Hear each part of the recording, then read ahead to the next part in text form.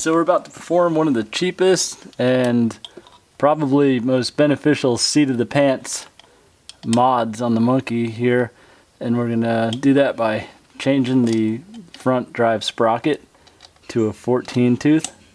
Factory is a 15 tooth, and the concept behind this is better acceleration, but also it is said that you can achieve the top of the RPM range better with the 14 tooth than you can with the factory 15 tooth. So basically you just take these two bolts off the front here to access the sprocket, and these are Allen key bolts, so I don't have the sockets right now, so it's a little bit of a pain on this bottom one, but once we get it off we'll expose the sprocket.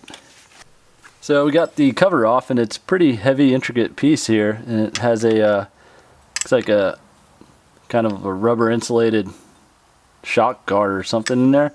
Not really sure what that's about.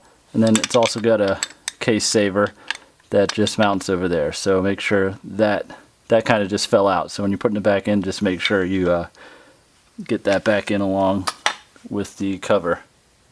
One thing I wanted to do before I took the sprocket off was to check the play in the chain, and just a rudimentary way that I'm going to do this is observing the play against a ruler, and it looks like it's about 2 inches of play, which seems like an awful lot to me, so I'll probably tighten that up a little bit more once I put the new sprocket in there, because it's going to loosen it up even more going down a tooth.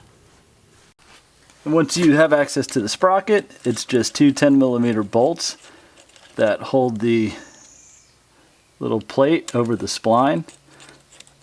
They're not this loose automatically. I broke them free before I turned the camera on, so just get those off, and then we're going to be able to slide this sprocket out and then slide the new sprocket in. That'll take care of everything up here, and then we'll adjust the chain accordingly. So we just went with the basic JT sprocket. This is a 14 tooth, and the part number is JTF 249.14.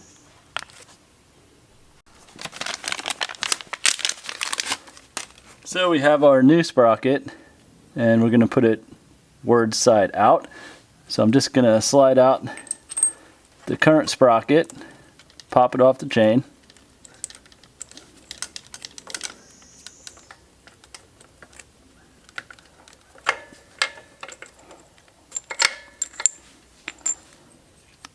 and we'll slide in the new sprocket same way, and we'll get it lined up on the splines. Took a little bit of work to get on there. And then we'll take our holding plate,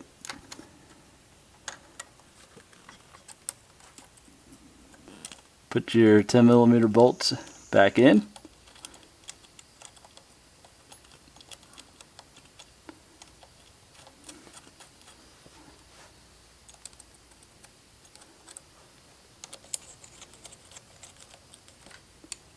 and this mod is said to be one of the most beneficial things you can do as far as improving the acceleration and the feel of your monkey bike. So I have one on my Grom, and it's a pretty nice thing to have. And my friend Lars's Grom, when we went from a 15 tooth to a 14 tooth, he was able to beat me in a drag race just from the gear change.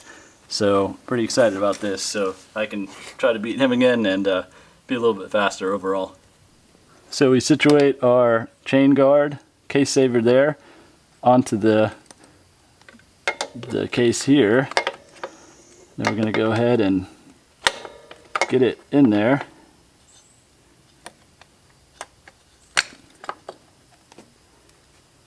We kind of have to keep it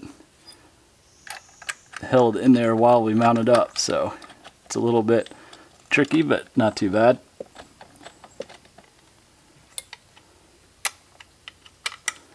And we'll tighten up this bottom bolt here, and then we'll move to the chain adjustment. So the chain adjustment's pretty simple. It's the same on every bike. you just loosen the axle nuts. There's a nut on the one side, 19 millimeter, and a 14 millimeter on this side. And then we'll just take up the slack that we want on the little 8 millimeter adjusters on the back. So adjusting the chain is made easier by the factory putting notches on the adjuster and a pointer indicator on the frame, on the swing arm. So kind of take your best guess at it and get it to where you think it's gonna maybe be close. So typically if you go a half a notch and maybe one notch, one full notch, and dial it in from there, keep bouncing your chain. So just a word of caution that make sure you have these the same on both sides, or else your wheel will be out of alignment. And this side may not seem like it did much, but when you go to the other side, it'll change it even more. So, and actually I see there's something up here on the drive chain that says how much free play we should have. So let's check that out. So this is nice to know. Keep chain adjusted and lubricated, 35 millimeters or 1 3/8 inch of free play. So that's good to know because we have our ruler and I think we were about 2 inches. So it looks like that chain stretched out a little bit from when we got it originally from Honda. So we can just measure it to that and then we'll be good. So I'm going to adjust the other side and see where we end up. Okay, so where I landed was just a little bit behind the next notch forward. So basically not quite a whole notch of adjustment to where I needed to get 1 3/8. And I'm going to go a little bit less than 1 3/8 because I have the man-in-the-box rear shocks on here that are a bit stiffer. So I'm not going to get the travel like the stock shocks would get. So I can stand to do a little bit stiffer on that, being that I'm not going to be bottoming out. So let me show you on the ruler how I did this, and that's it. You tighten up the axle nuts and you have a done project. So it's hard to show the exact angle correctly, but basically you take the ruler, you find an inch that's close to where you want to work, and then you slide the ruler to the bottom of that chain and get a reference point, and then pull your chain up and see where the corresponding point is and make sure it's 1 3/8 away or close to it. I'm going to go a little bit lower or a little bit tighter because I don't have the suspension travel like I used to. And once you're okay with that, you're good to go. It's time for a test ride. Alright, so we're going to test out the 14-tooth sprocket. I put the sprocket on after I did the intake, the man-in-the-box intake and the Bazzaz, because I wanted to see where that got me in terms of top speed without the sprocket, and I was able to hit about 65 miles an hour. So what we're going to do now is first test to see what the difference in miles an hour is between the GPS on my phone and the speedometer. So if you can see that, the speedometer says I'm going to try to get it to 30 here. Alright, 30 and 28 on the phone GPS on Waze, so we're looking at about 2 miles an hour difference between what the speedometer is going to say on the bike and what it's going to say on the GPS. So let's see, let's make sure again, 30, 27, so let's just say 3 miles an hour difference. So with that 3 miles an hour difference, we could do a top speed run and see where we're at both on top speed and what the actual speed is. So we're looking at 3 miles an hour. So let's go ahead and do a top speed run. So we're just going to do a rolling start here, first gear rolling start like we do a wheelie, and then we'll just top it out from there.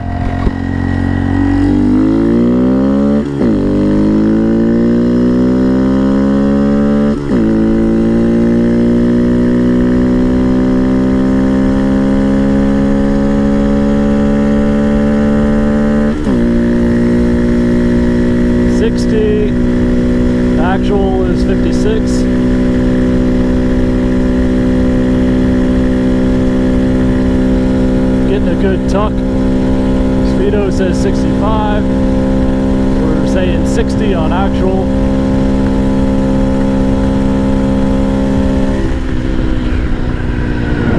So it looks like we got actual of about 60, and on the Speedo it said about 65. So what we're going to do is we're going to turn around and go the other way just to make sure the headwinds weren't killing me. So we'll do it about, 13 mile an hour rolling start.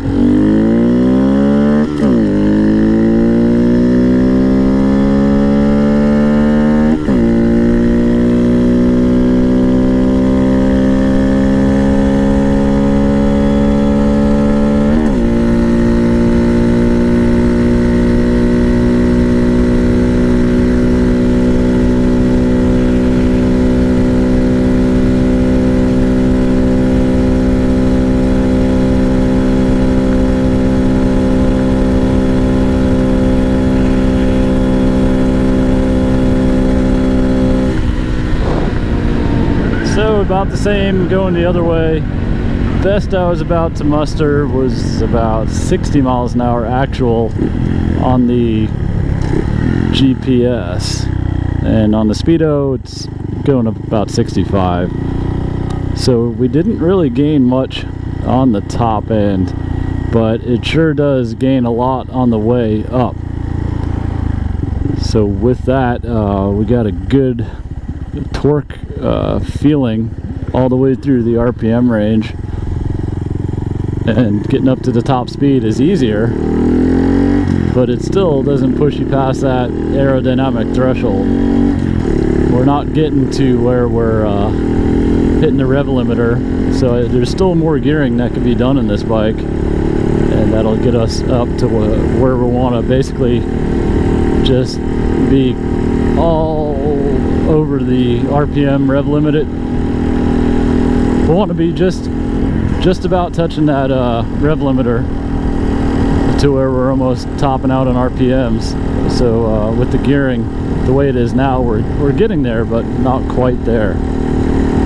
So a little bit more gearing play, in my opinion, is what needs to be done here. I think I'm going to try the rear sprocket. Got some advice to step that different direction. So with that, the 14 tooth rear sprocket is great for picking up the lower end, getting you up to where you need to be faster. But at the top end, it's still about the same as the stock sprocket, so it's not going to get you more top speed, at least on my bike. And the